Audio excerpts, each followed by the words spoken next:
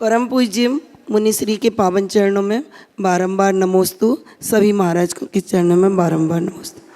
महाराज जी, हवा का प्रभाव चेहरे पर पड़ता है और दवा का प्रभाव,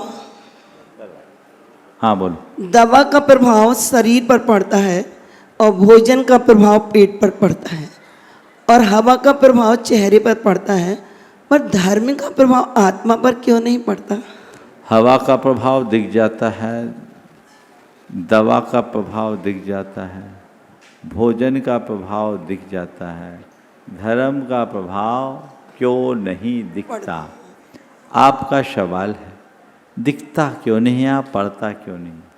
दरअसल दो तरह का प्रभाव होता है, एक प्रत्यक्ष और एक धीरे धीरे।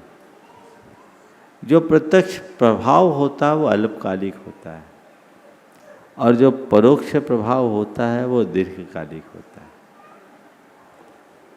हवा, दवा और भोजन, इनका प्रभाव हम पर दिखता है अल्पकाल का। रोज हवा लेनी पड़ती है, रोज दवा लेनी पड़ती है, रोज भोजन लेना पड़ता है जी। लेकिन इन सब के साथ जो हमारा प्राण तत्व है वो तो स्थायी है। उससे आगे चेतना वो शाश्वत है।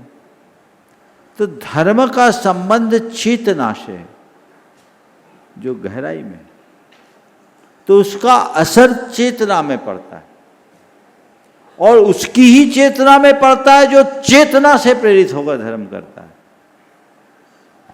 तो अगर चेतना से प्रेरित होकर धर्म करोगे तो तुम्हारे भाव और बदलाव में अंतर दिखेगा, और ऊपरी मन से धर्म करोगे तो उसका असर ऊपर होगा।